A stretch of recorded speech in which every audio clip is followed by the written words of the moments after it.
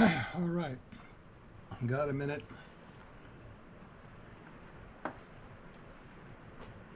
So here we go.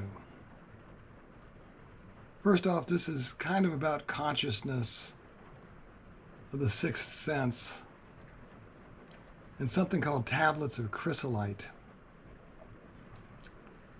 First off, yesterday, July 18th, 2025, this is Saturday the 19th. At about 7 a.m. yesterday, I went for a walk. I had a close encounter with a very large owl. I was walking down the lane west of the house, about a quarter mile, and the owl flew from behind my right shoulder, crossed in front of me, head high, about 20 feet away, and glided up into the tangled hedgerow. It showed me its back as it passed by, and it was harassed by a sparrow as it went by. It lit for a moment in the hedge and then flew on to the south out of sight. It had a wingspan of about 3, maybe 3.5 feet. I heard a faint swoosh as it went by. I love owl encounters. We have plenty of owl habitat around the farm, and they live here. So it's not like unheard of or supernatural to see or encounter an owl around here when you routinely go where they live. But it is still special for me, and I hope it's special for you too when you find them. Okay, on to consciousness. Pardon me. Open characters upon tablets of chrysolite. Chrysolite is a green gemstone. I could not find the verse that I wanted per se, but I found one of them with the right words. It's in Gleanings from the Writings 104 and also Hidden Words number 63.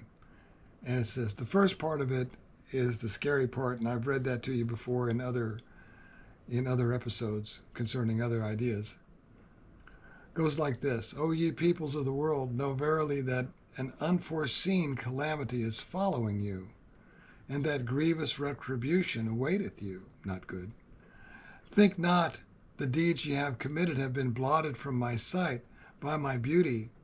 All your doings hath my pen graven with open characters upon tablets of chrysolite. Now, I brought you that quote just because I wanted to show you that that was in the writings, the tablets of chrysolite.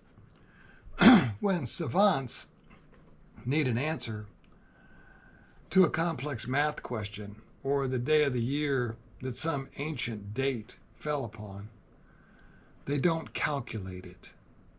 They just see it. When Sir Abdul-Baha, the center of the covenant, the Baha'i faith, needed an answer to some random question from a crowd gathered for one of his talks, the answer would appear before him, he said, with open characters upon tablets of chrysolite, and he could just read it off. That's the quote I'm looking for that I haven't located yet. This seems to be what is happening with the telepathy tapes that you might have bumped into on YouTube. If you can locate the quote, if I can locate the quote regarding this phenomenon, I will bring it to you when I have it. For now, it is just one more thing that the writings seem to have on hand in timely fashion. Now here's a second quote regarding consciousness.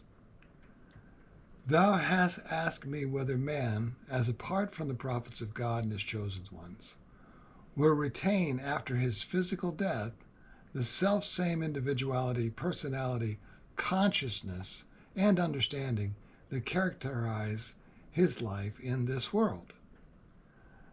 Know thou that the soul of man is exalted above and is independent of all infirmities of body or mind. That a sick person showeth signs of weakness is due to the hindrances that interpose themselves between his soul and his body, for the soul itself remaineth unaffected by any bodily ailments. consider the light of the lamp. Though an external object may interfere with its radiance, the light itself continueth to shine with undiminished power.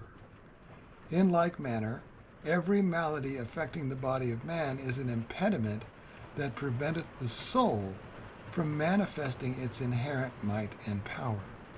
When it leaveth the body, however, it will evince such ascendancy and reveal such influence as no force on earth can equal. Every pure, every refined and sanctified soul will be endowed with tremendous power and shall rejoice with exceeding gladness. That's the whole quote, and it's from Gleanings, number 80, LXXX. Okay, why did I read that? The telepathy tapes concern people on the spectrum, many of whom are non-speakers. I feel these two quotes above address the impediment and their ability to know by way of consciousness. There's an impediment that prevents them from speaking, but it doesn't diminish their consciousness, which is able to read off answers to things, whatever they want to know, without them even having to calculate it, and they get it right, even though they can't see the questions sometimes. Those are pretty amazing, the telepathy tapes. It seems that, at this juncture, many seekers in the paranormal, UAP, non-human intelligence community are deciding a greater understanding of consciousness itself is where we are headed. I suppose everyone here is at their own level, so I will continue to include everything as we go along. Experiences, encounters, the writings, and now questions about consciousness as well. Oh, back to the marbles. If you look back an episode ago, back to the marbles for a minute. I moved the marbles to a metal tray filled with sand and set them on an open wagon near the fire pit, just out behind the barn here. So far, nobody has been interested. I thought the sand would show me if something messing with them was a bird or a rodent. I put the sand in there to leave tracks. I feel my neighbors may view it as a trick, or else they're bored with it, or the answer is no, so far at least. The owl, however, is a harbinger of change, and maybe it's a sign that things are still in play. We'll see. Anyway, thanks for being here. I'll see you next time.